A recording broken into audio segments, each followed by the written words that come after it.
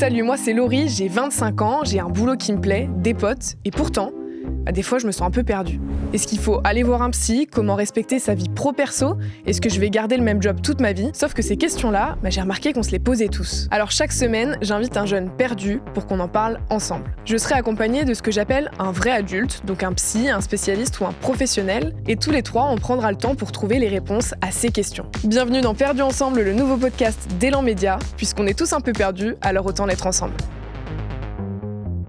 Bonjour à tous et bienvenue dans Perdu ensemble. Alors aujourd'hui, j'avais envie de vous parler d'un truc qui concerne près d'un jeune sur deux. C'est ce moment où après plusieurs années d'études, tu te rends compte que t'es plus forcément bien dans tes études. Ce sentiment, c'est celui d'Alexis. Salut, qui est à ma gauche.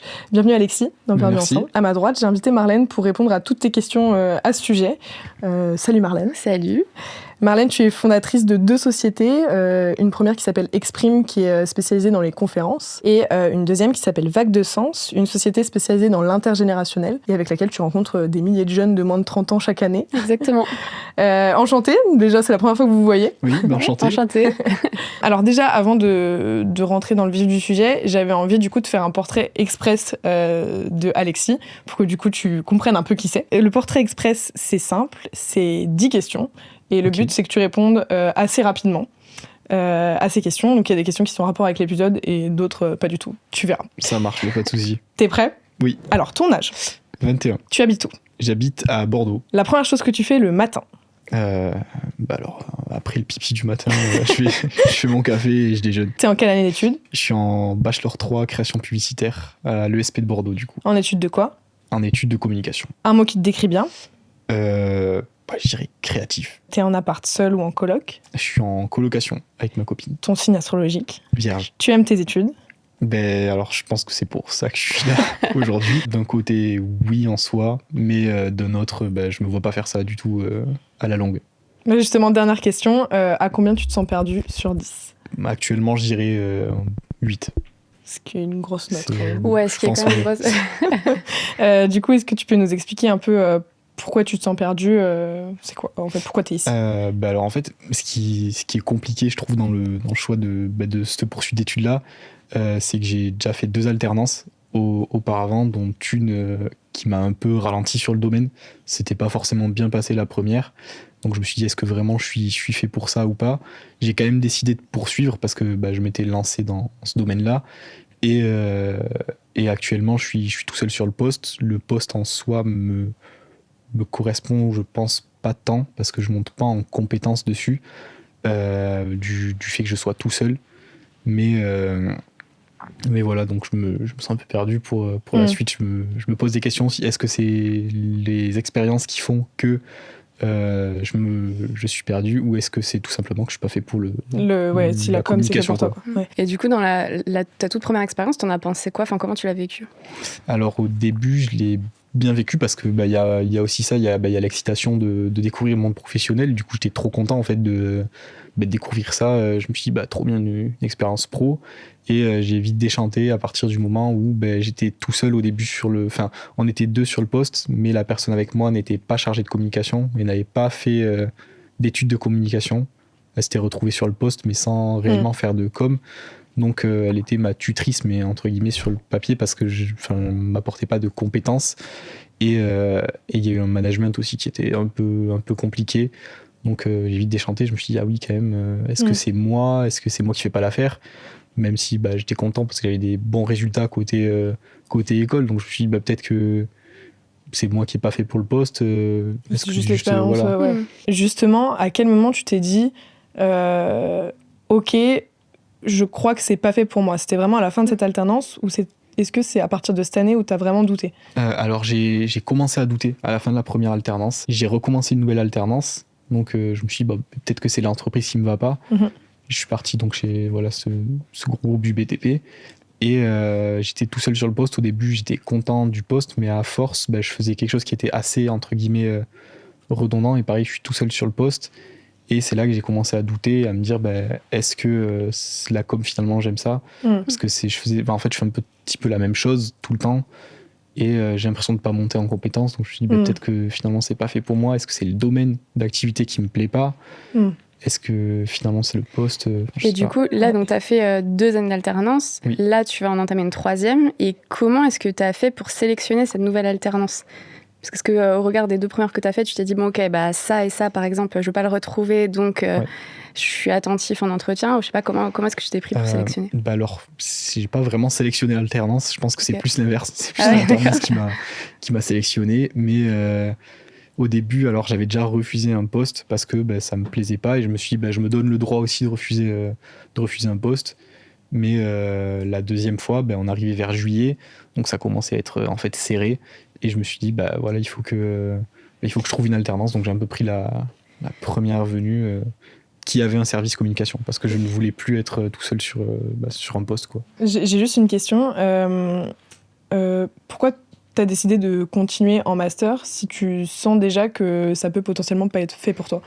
Alors, il y a aussi je pense le regard des proches, des autres. Enfin, je m'étais déjà réorienté une fois et je me suis dit que je veux pas perdre trop de temps non plus à me réorienter à chaque fois, reprendre à zéro, recommencer tout un cursus. Si je me dis, en fait, si à chaque fois c'est la même chose et que ça me plaît pas, à force autant aller jusqu'au bout du diplôme, même si ça me plaît pas, mais et je sais très bien que la com, je me vois pas faire ça toute ma vie, pour plusieurs raisons. Enfin, déjà parce que le domaine, je pense, me plaît pas tant, et pour plein d'autres trucs aussi. Et là, quand tu dis aller au bout, en gros, est-ce que c'est ton entourage, ta famille, tes amis qui te disent ça, ou c'est juste, ça vient vraiment de toi ? Alors, si je pense que moi, au fond, je pense que je sais pas si j'aurais voulu me réorienter, si j'aurais eu peut-être le courage de le faire, mais c'est qu'on recueille aussi l'opinion de nos proches, et chacun me dit non, mais va au bout du truc, ça vaut le coup de tenter, ça vaut le coup de le faire, donc d'avoir un bagage, diplôme. Après, c'est quelque chose qu'on entend quand même beaucoup, et ce que tu dis là, c'est en gros, c'est un phénomène qu'on va appeler l'aversion à la perte, c'est de se dire en fait j'ai déjà tellement investi que je me dis qu'il faut aller au bout parce que sinon je vais perdre le temps que j'ai investi ou l'argent. Oui. Mais en fait, il y a un moment, c'est aussi de se dire moi qu'est-ce que j'ai envie de faire, parce que forcément ton entourage, et notamment tes parents, tes amis, quand ils se disent ça, eux, ils voient ça avec un œil extérieur et un œil aussi sécuritaire en disant ok, ça lui fera un bagage, il va trouver plus facilement un boulot. Mais je pense qu'il y a 2 choses derrière. Il y a aussi, le monde, il évolue très très vite. Les métiers de demain, ils n'existent pas forcément encore. Il y a plein de choses qui sont en train de bouger très vite. Et ça, peut-être que ton entourage qui te conseille, pas forcément ce regard-là. Et puis il y a aussi toi. Est-ce que tu es vraiment heureux dans ce que tu fais ? Parce que... là, ça, on va en parler. On va parler de la réorientation, tout ça, comment trouver le métier de ses rêves. Mais juste, là, c'est pas la journaliste qui parle, c'est plus Laurie. Je trouve que c'est difficile d'avoir du recul dans tes études. En fait, on entend de la part de ses proches, même des gens à l'école. Toi, tu m'avais parlé de tes profs. Oui, c'est sûr. Il faut faire 5 ans d'études, faut aller au bout et tout pour décrocher un taf. Et du coup, t'as la tête dans les études. Et après, t'arrives pas à t'en sortir et t'arrives pas justement à prendre du recul pour savoir, ok, qu'est-ce que j'aime faire, et pas forcément en matière, mais vraiment en mots, en verbes, tu vois. Et ça, je trouve que c'est dur, et je pense que tu passes un peu par là aussi.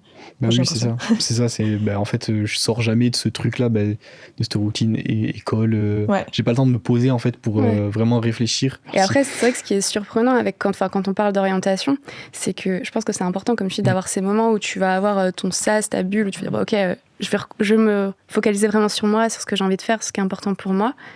Et en même temps, quand tu écoutes les gens qui te parlent d'orientation ou ceux qui t'orientent, en fait, ils te projettent genre dans 3, 4, 5 ans, mais en fait, comme si tu étais la même personne que celle d'aujourd'hui. Sauf que forcément, tu vas évoluer, tes goûts vont évoluer, ta personnalité va évoluer, et peut-être que à 18 ans, tu te dis, ce serait trop chouette de faire ça. Oui, et puis à 22, 23, tu as eu d'autres expériences, et finalement, ça te semble beaucoup moins cohérent.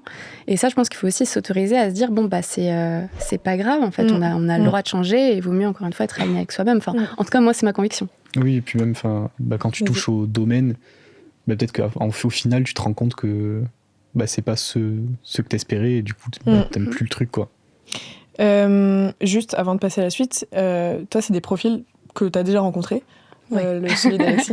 Ouais. Oui, complètement. En fait, ce que tu vis là, c'est vrai que je pense qu'il y a plein de jeunes qui le vivent, notamment quand tu es en études, de se dire j'ai fait ce choix parce que souvent c'est la famille qui t'oriente, tes profs, voire même tes amis aussi, parce que de par ton cercle social, tu peux t'orienter plutôt vers une école ou vers l'université. Et se dire, à un moment, en fait, quand je suis confrontée à la réalité, moi, ça me correspond pas forcément. Et en même temps, j'ose pas. Des fois, moi, ce que j'entends, c'est, j'ai mes parents qui m'ont pris un appart, qui m'ont aidé à financer mes études. Oui, voilà. Et ils vont être déçus si j'arrête. L'aspect financier aussi. Ouais, t'as l'aspect financier qui a vraiment un poids parfois.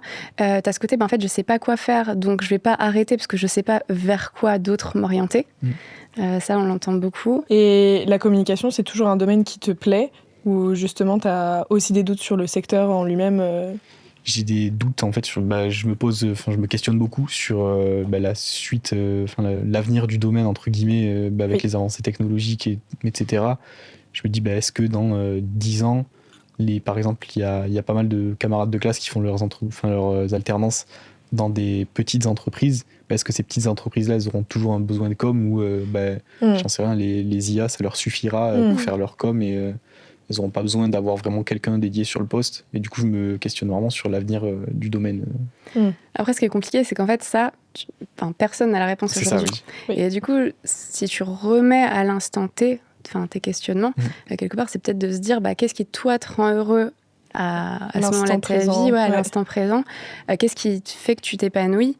Et moi, en fait, je suis très convaincue par la théorie des petits pas en se disant, si à l'instant T, ce que je fais me rend heureux, finalement, si à chaque pas que je fais, peu importe la direction dans laquelle je vais, ça me rend heureux, ça m'amènera vers une route très, très, très... Et toi, à l'instant T, est-ce que ça te rend heureux, du coup, ce que tu fais?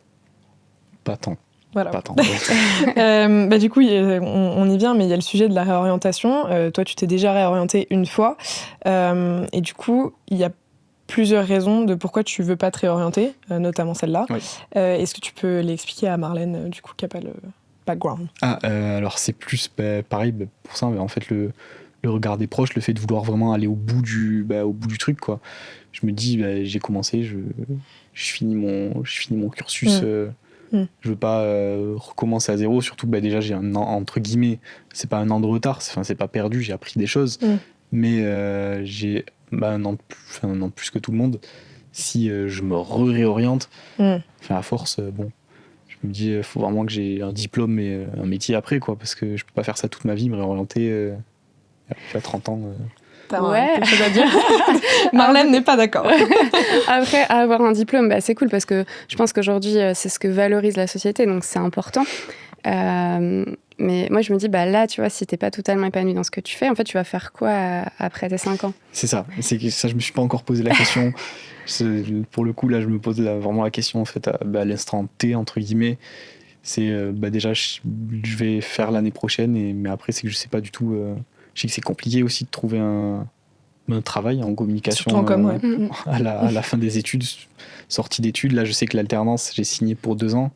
Mais il n'y a pas de possibilité d'embauche à la suite. En fait, ils prennent que des alternants qui enchaînent.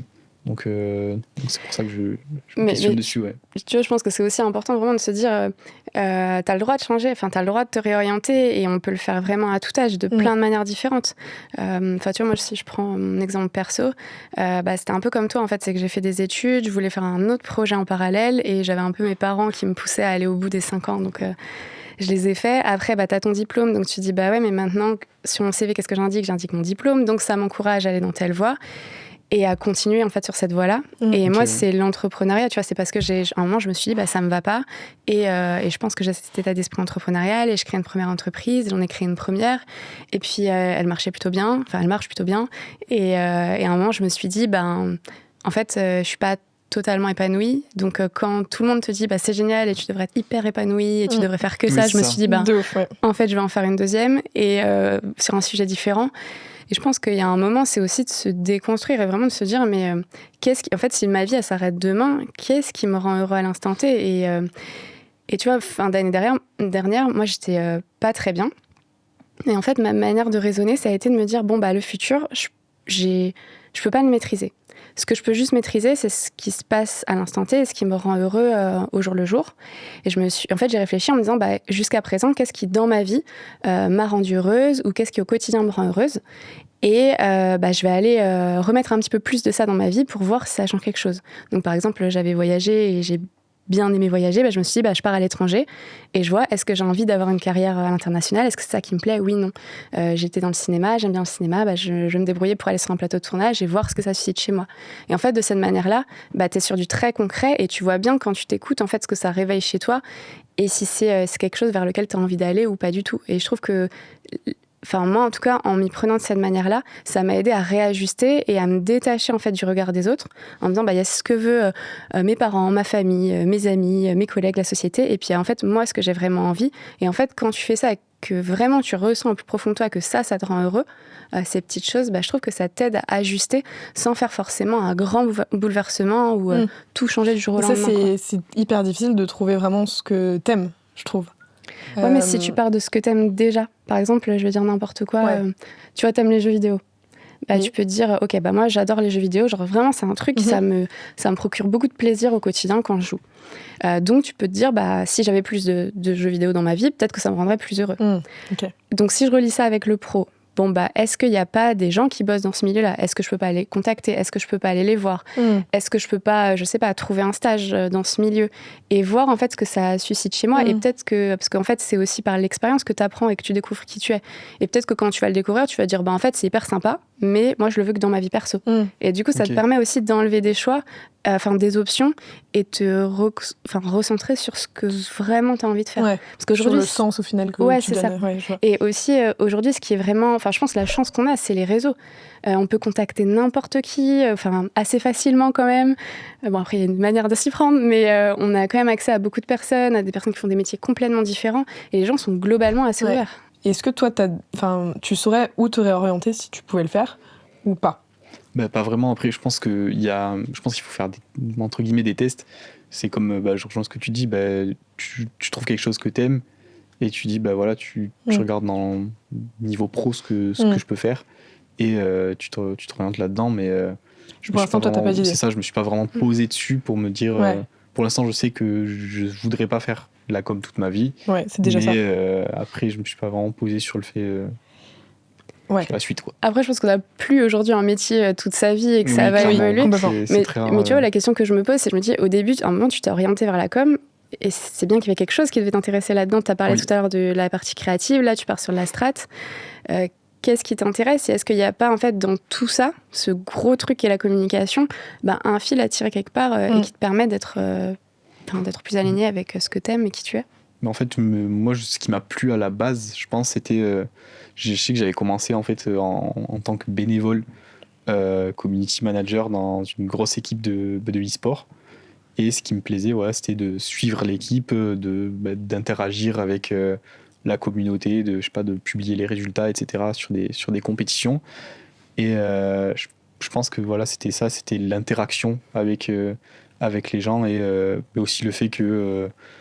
aller au bout d'un projet, en fait, avoir un projet, aller au bout, c'est toujours satisfaisant et je pense que je trouvais la satisfaction là-dedans, mais pas vraiment dans le domaine global. Je sais pas trop comment expliquer en fait. Mais... Et du coup là, tu vois, déjà dans ce que tu dis, moi, ça serait une autre question chez moi, c'est de me dire, est-ce que si tu vas dans le e-sport mais que tu fais complètement autre chose, est-ce que ça va te plaire? Et à l'inverse, si tu vas dans la com et que tu enlèves complètement l'e-sport, est-ce que ça pourrait te plaire aussi? Je pense que aller dans la com et enlever le e-sport, c'est quelque chose qui pourrait me plaire. En fait, le e-sport, c'est que j'aimais bien. J'aime aussi le sport. C'était plus cet aspect-là, compétitif, etc., que j'aime bien. Dans la com, je sais que, par exemple, aller faire la com pour un club de sport, ça peut être sympa.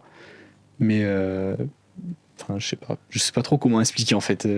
En soi, le domaine de la com, t'aimes toujours ça. Mais tu veux pas faire ça toute ta vie. Non, c'est ça. Et t'aimes bien les interactions. Voilà.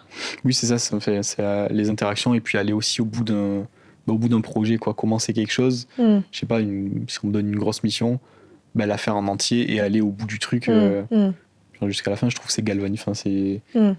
Ça fait du bien, quoi. C'est valorisant, c'est le mot. Et du coup, si on prend l'exemple de tes précédentes alternances, si t'avais pu avoir ça, est-ce que tu penses que t'aurais été heureux dans cette alternance? Alors là, c'est vrai qu'il y a aussi ce truc-là du sujet qui me plaisait pas tant, qui me plaisait pas du tout pour la première alternance du moins. Et pour la deuxième, je pense que j'avais quand même entre guillemets des responsabilités, étant donné que j'étais tout seul sur le poste. Mais c'est vrai que quand on me donnait des projets et qu'à la fin, j'en ai par exemple un où à la fin tout le monde était content, moi j'étais trop content.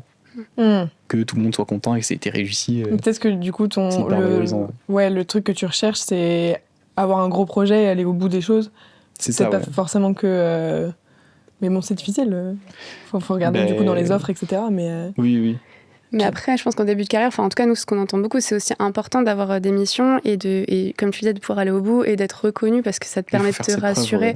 Ouais, puis même, je pense personnellement, ça te permet aussi de te rassurer, de te dire, en fait, j'ai pu le faire, quoi. J'ai réussi à le faire et ça te permet de gagner en confiance en toi. C'est ça, je pense que c'est ce qui me manque aussi, c'est ça, c'est la confiance en soi, aller au bout des choses et te dire, en fait, je suis capable de faire ça. Après, t'inquiète, ça vient petit à petit. Comment on a confiance en soi Là, j'ai pas la réponse à cette question extrêmement difficile, mais je pense que ça vient avec le temps et surtout avec les expériences, parce qu'en fait, il y a pas. Si tu restes chez toi à juste réfléchir à comment j'aurais confiance en moi. Je suis pas sûre, je suis pas sûre que tu arrives à trouver la réponse magique. Par contre, c'est vraiment en te confrontant et par l'action, en disant je fais le constat que on m'a donné cette mission, j'ai réussi, j'avais envie d'avoir telle expérience, j'ai été au bout et tout ça cumulé, ça te permet de gagner en confiance. Aujourd'hui, imaginons dans 2 ans, tu te rends compte que la com c'est vraiment quelque chose dans lequel tu te retrouves pas, parce que là en vrai tu restes quand même accroché à ce domaine-là. Est-ce que tu as des idées de métiers que tu voudrais faire ou de secteurs? Et est-ce que non? Pas pour l'instant, mais je pense que ça peut être intéressant par exemple de faire un bilan de compétences. Ouais, ça tu m'en avais parlé par téléphone. Ouais. Mais le bilan de compétences, c'est parfois très coûteux. C'est ça. Il y a ce frein-là, en fait, c'est que ça coûte hyper cher de faire un bilan de compétences. Donc, c'est. Je sais pas si toi, tu as des tips. J'ai déjà une question. Là, tu imagines un bilan de compétences, mais en fait, tu irais chercher quoi dans ce bilan de compétences? Ça t'aiderait à faire quoi, concrètement? Peut-être, je me dis, à me trouver un sujet. Comment expliquer? Un sujet qui me plaît, un métier qui me plairait plus que la communication, quoi. Mais je sais pas, en fait, je sais pas trop comment ça s'articule, en fait, un bilan de compétences réellement, et je pense que j'ai peut-être besoin aussi d'accompagnement derrière. Vis-à-vis du bilan de compétences, c'est vrai que c'est quelque chose souvent qu'on imagine en disant c'est un peu comme si c'était peut-être la recette magique qui va t'aider. Après, moi, je suis pas forcément pro bilan de compétences, disons ça, je vais peut-être pas me faire que des amis, mais en fait, ce qui est super intéressant, c'est que ça te permet, ce que tu disais tout à l'heure, c'est-à-dire que ça te permet d'avoir une bulle, un moment où tu vas prendre du recul et te questionner sur ce que tu veux vraiment. Après, moi, le sentiment que j'aime, et là c'est un avis très personnel, c'est que parfois c'est très très bien fait, et d'autres fois, j'ai un peu l'impression qu'on va t'enlever d'une case pour essayer de te remettre dans une autre case en fonction des... En fait, ils vont se baser, et c'est normal et c'est rationnel, mais en fonction des opportunités qu'il y a sur le marché. Mais du coup, ils vont peut-être un petit peu moins écouter toi qui tu es et ce que tu veux faire. Et encore une fois, et là, c'est un avis très perso, mais c'est de se dire que demain, en fait, le monde dans lequel on va évoluer, on connaît pas encore les métiers, on connaît pas encore tous les métiers, ça va beaucoup bouger. Et moi, je reste convaincue qu'aujourd'hui, ce bilan de compétences, quelque part, toi, tu peux vraiment un petit peu l'amorcer et le débuter en ayant des expériences, en disant, qu'est-ce qui me plaît comme secteur d'activité. Tu vois, tu prends l'exemple du sport, mais ça peut être même le sport en général. Oui. Ok, le sport, ça peut m'intéresser. D'accord, si la com et le sport, ça peut m'intéresser. Si je croise ces deux choses, qu'est-ce que ça peut me permettre? Et peut-être d'aller sur des réseaux, sur LinkedIn, par exemple, où tu as plein de professionnels. T'en sollicites 1, 2 ou 3 qui peuvent vraiment t'intéresser en faisant en fait ce qu'ils vont te demander de faire dans ton bilan de compétences, c'est des dites enquêtes métiers où en fait tu vas aller voir des professionnels, tu vas essayer de comprendre comment ça se passe vraiment sur le terrain, parce que t'as aussi ça, t'as entre ce que tu imagines et la réalité, c'est parfois différent. Et donc tu l'avais déjà fait? Je l'ai fait dans le cadre de ma recherche d'alternance. En fait, moi je voulais vraiment partir dans une alternance où le sujet me plaisait, et donc je m'étais dit je veux faire un truc dans le sport. Donc j'avais contacté le chargé de com d'un gros tournoi de tennis sur Bordeaux, et j'avais eu un entretien avec lui parce que je voulais vraiment le questionner sur à quoi ressemblaient ses journées types, ce qu'il faisait, comment s'articulait son poste, etc. Et si éventuellement il prenait derrière des alternants, ce qui n'a pas marché, mais c'était super intéressant en fait l'entretien avec lui. Et est-ce que tu as gardé contact avec lui? pas du tout. Après, Parce que ça, tu vois, c'est vraiment quelque chose que je t'invite à faire, c'est de cultiver ton réseau. Parce que là aussi, c'est une conviction très personnelle. Mais moi, je pense que vraiment, ce qui est très puissant, c'est ton réseau. Et tout, c'est, tu vois, là, par exemple, ce que tu as fait, il y a peu de personnes qui font ça et qui osent clairement. le faire et qui vont avoir cette rencontre.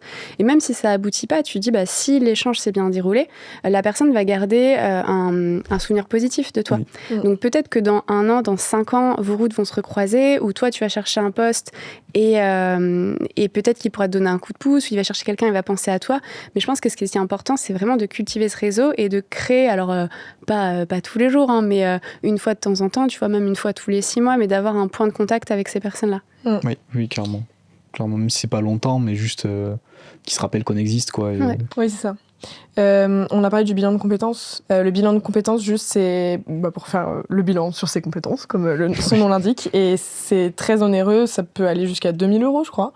Donc il y a des choses qui sont aussi gratuites. Moi, j'ai une amie, par exemple, qui a fait le CEP, c'est le conseil en évolution professionnelle. Ok. Et c'est gratuit, c'est avec l'État. Et elle m'en parle souvent parce que ça l'a vraiment aidée. Ok, En fait, mais je à faire le connaissais tri. pas du tout. Ouais, tu regarderas, mais effectivement, moi, je suis d'avis avec toi que tu peux le faire tout seul, mais parfois c'est difficile de prendre du recul sur ce que t'aimes, etc., comme on disait. En tout cas, ça l'a aidée, et elle était dans la finance, et maintenant elle est pâtissière. Donc, Ok, voilà. donc aucun Rien à rapport, voir. Mais... Et pareil, si on retourne sur cette histoire de réorientation, toi, t'as parlé beaucoup du regard de tes proches, de ta famille, Oui. de tout ça. Ça a la peur de décevoir. Ouais. Est-ce que du coup, ça peut être aussi un frein à la réorientation pour toi, enfin, genre, Oui, clairement. Ouais. Clairement, c'est de se dire qu'est-ce qu'ils vont penser, quoi. Il se réoriente encore, il sait pas ce qu'il veut, quoi. Ouais. Alors qu'en fait, c'est quand même un choix de carrière, donc c'est important, et c'est important de s'épanouir, je pense, dans son métier. Je sais qu'il y en a qui... où le salaire va être plus important que l'épanouissement, mais je pense que ça va plus vers le changement, et maintenant c'est l'épanouissement au travail qui passe Toi, c'est pour pas ça. mal de personnes, mais dont moi, je pense, Ok. devant le salaire, quoi. Je préfère vraiment me lever pour avoir envie d'aller faire quelque chose qui me plaît, plutôt que faire quelque chose qui me plaît pas, quoi. Complètement, ça c'est quelque chose qu'on entend tout le temps, et c'est encore plus marqué. Enfin, je pense que les plus jeunes s'autorisent vraiment à le dire, comme toi, tu vois, d'emblée, voilà, c'est très clair, mais ça va bien au-delà de la jeune génération, et aujourd'hui je pense que c'est ce qu'on recherche, en fait, à être épanoui au quotidien. Et aussi, là, en t'écoutant, je me disais, ce qui est quand même marrant, c'est que quand tu te formes, on me dit toujours, mais je pense depuis qu'on est petit, depuis qu'on est à l'école, en fait, on va se construire à travers notre parcours. Et en fait, moi, j'ai vraiment le sentiment, et ça fait le lien avec ce que tu disais par rapport à ta pote. En fait, il y a un moment où, je crois, quand on a passé les 25 ans, en fait, on cherche presque à déconstruire. En fait, c'est presque le mécanisme inverse qui se crée. C'est plutôt que de se construire, on se déconstruit pour essayer de comprendre qui on est vraiment au fond de nous, ce qu'on a envie de faire, et se détacher des autres, de nos parents, de nos amis, et juste faire quelque chose qui nous rend heureux. Oui, vraiment. Mais parfois, c'est difficile de dire non, je vous écoute pas, quoi. Ah, mais c'est super c'est difficile. d'ailleurs ce que tu es en train de vivre un peu d'une certaine façon, quoi. C'est super difficile. Compliqué, ouais. Et moi, j'ai le sentiment qu'on y revient. Tu vois, si je te prends mon cas perso, moi, par exemple, plus jeune, je voulais absolument partir dans une direction, et j'ai pas forcément eu le soutien de mon entourage. Donc, je l'ai pas fait. Et en fait, il m'a fallu 10 ans pour en revenir au même point. C'est beaucoup. C'est beaucoup. C'est beaucoup, 10 ans. Et j'ai expérimenté plein de trucs, et avec le recul, je me dis, en fait, c'est trop bien tout ce qui s'est passé. Mais au fond, j'en reviens exactement au même point, parce qu'en fait, je suis pas allée au bout, et que je pense que quand on va pas au bout des choses, ça reste là, quelque part, dans un petit coin de notre tête, mais en général, ça prend toujours un peu de place, quoi. En faisant mes recherches, du coup, j'ai vu un peu des chiffres, enfin pas mal de chiffres qui étaient intéressants, et j'en ai trouvé un. Après, c'est de l'Association pour l'emploi des cadres, donc l'APEC. Du coup, c'est pas forcément pour des jeunes étudiants qui sont en études, mais même les cadres, t'as 31% des cadres qui souhaitent se réorienter, et t'en as que 8% qui se réorientent vraiment. D'accord. Donc, donc c'est vraiment une petite partie, quoi. Ouais, et le fait de... Enfin, vraiment de passer le cap, je trouve que c'est hyper difficile aussi. Mais par contre, la proportion des 25-34 ans est de plus en plus importante. Donc on voit bien de la réorientation. Ouais. Et donc on voit bien que chez les plus jeunes, en fait, c'est 25, c'est grosso modo le post-études. En fait, c'est quand tu te confrontes à la réalité et que tu te dis, je me vois pas faire ça toute ma vie, quoi. T'es sorti d'études. C'est un peu ce que tu vis. Oui, donc t'es pas le seul. Oui, je pense que je suis pas tout seul, c'est sûr. On le voit et on l'entend. T'as un peu cette difficulté aussi à savoir vraiment ce que t'aimes. Comment, Marlène, on fait pour trouver sa voie? Tu l'as déjà dit, mais est-ce que t'as un seul conseil qu'on pourrait retenir de tout ce que t'as dit? Un seul conseil à retenir pour savoir ce qu'on aime, c'est compliqué comme question. Mais moi, j'aurais tendance en fait à dire, en gros, il va falloir découper. Tu prends tu réfléchis à qu'est-ce qui t'amène du plaisir au quotidien. Et dans tout ça, d'identifier 3-4 thèmes ou 3-4 sujets ou 3-4 activités et de réfléchir à chaque fois activité par activité en disant, dans cette activité, par exemple le sport, qu'est-ce qui professionnellement pourrait me rendre heureux. Et donc, si par exemple, tu aimes la communication en parallèle, te dire, ok, dans le sport, comment est-ce que je peux lier sport et communication ? Et en fait, d'expérimenter et d'avancer comme ça, pas à pas. Pour moi, c'est vraiment ça. Et encore une fois, j'y reviens, mais c'est l'expérience qui te permettra de savoir si ça marche ou pas. Parce qu'on n'en a pas trop parlé, mais aujourd'hui, on a aussi les réseaux sociaux qui nous influent, qui influent énormément sur nos représentations et qui nous influencent énormément. Oui. Et parfois, on s'imagine plein de choses vis-à-vis d'un métier. C'est ça. Et ça nous fait rêver. Et en fait, quand on va voir ce qui se passe pour de vrai, on peut être déçu ou en tout cas surpris et se dire peut-être que ça ne me correspond pas forcément. Donc, moi, je serais plutôt d'avis à on va voir, on expérimente. Et puis, de ne pas oublier en fait, la phase aussi après l'expérimentation, de se dire comment je l'ai vécu. Qu'est-ce que ça m'a procuré ? Est-ce que je me suis sentie bien ? Est-ce que j'avais l'impression de devoir toujours être en zone d'effort ou pas. Oui, d'écouter ses émotions, quoi. C'est ça. Et d'ailleurs, au sujet des métiers, c'est pour ça qu'on fait des reportages métiers, nous, sur Élan. C'est pour montrer un peu la réalité du métier, et vraiment le quotidien. Qu'est-ce que tu fais d'une journée de A à Z ? Et il y a beaucoup de gens qui imaginent un métier, je sais pas, qu'est-ce qu'on a fait dernièrement ? Pharmacien, c'est ça. Moi, j'ai appris plein de trucs en faisant le métier de pharmacien, quoi. Ah oui, je voulais juste te dire un truc, mais Marlène, tu l'as déjà dit. Je crois que tu as 56% selon une étude de OpinionWay de cette année. Tu as 56% des jeunes qui ont déjà regretté un choix d'orientation. Donc c'est plus d'un jeune sur deux. C'est plus d'un sur deux, je suis pas tout seul. Et voilà, t'es pas tout seul. Et d'ailleurs, toi, t'as passé le cap de t'être réorienté les premières années. Mais voilà, le truc de l'orientation, c'est vraiment un truc... beaucoup de jeunes, en fait, au final, se trompent et l'assument, quoi. Et je crois que c'est même pas se trompe, c'est juste que t'évolues, tu te confrontes à la réalité, et encore une fois, ça te correspond pas forcément. Oui. Et il y a une étude qui a été réalisée par un observatoire aussi qui mettait en lumière le fait qu'avant, en fait, il y avait toujours autant de gens qui se réorientaient, mais bien plus tardivement. En moyenne, c'était après 21 ans d'exercice. Mais donc, on va dire que c'était super tard. Oui, effectivement. Et c'est aussi ça qui vient, je pense, questionner nos parents ou nos profs, de se dire, mais pourquoi ? Et même moi, c'est ce que j'entends quand on va dans des entreprises. En fait, ils comprennent pas, ils disent, mais pourquoi ils sont formés pendant 5 ans ou 3 ans, enfin peu importe, et d'un coup ils partent faire autre chose. Et en fait c'est le autre chose qui les questionne en se disant mais comment c'est possible ? Ils ont déjà dédié beaucoup de temps à se former. Ouais. Et en fait je pense que ça faut aussi l'accepter, de se dire que justement notre monde il évolue vite, on a plus accès à l'information, on se questionne davantage, et du coup ce qu'avant on faisait peut-être à 45 ans, maintenant on le fait à 30 et c'est comme ça, et c'est ok, et c'est... Et il n'y a pas que toi, Alexis, qui se pose ces questions-là. Rassure-toi et ça va bien se passer. Mais j'espère. Oui, c'est sûr que les anciennes générations aussi, c'est pas pareil. Enfin, nos parents, mon père a le même métier depuis 40 ans, 50 ans. Oui, il y en a plein aussi. Nous, on teste des choses. Si tu regardes déjà le profil de Marlène, toi, t'as fait je ne sais combien de trucs. Mais je trouve que c'est hyper intéressant de faire, de multiplier les expériences pour vraiment trouver derrière en fait, ce qui te plaît. Parce que c'est clair que quand tu restes dans une seule voie, en fait, tu te perds dans cette voie-là. Et c'est ça. Mais il ne faut pas avoir peur de le faire, du coup. C'est ça, parce qu'il faut dire que tu n'auras pas toujours le soutien. Oui. Moi, c'est pareil. Si pour mon exemple, j'ai pas toujours eu le soutien, même lors de chaque expérience. Tu as toujours des gens qui vont te critiquer, tu as toujours des gens qui sont pas d'accord avec toi, ou même que tu vas déranger juste par tes choix, parce que en fait, ça vient les questionner. En fait, ce que toi, tu fais, c'est aussi un miroir pour eux, en disant moi, j'ai pas osé peut-être faire ça, j'ai eu envie, mais j'ai pas sauté le pas. Oui, donc... à la fin, t'es la seule personne qui est avec toi toute ta vie, c'est toi-même. Donc, il faut que tu sois aligné avec tes choix. Oui. Trop bien. Merci à vous deux. Merci Laurie pour l'invitation. Merci à toi. Est-ce que vous avez d'autres choses à vous dire mutuellement avant de... Non, mais franchement, merci pour les conseils. En vrai, c'est gavé intéressant, je trouve. Ouais. Gavé, tu veux dire grave, langage bordelais. C'est hyper intéressant et enrichissant, en fait, parce que...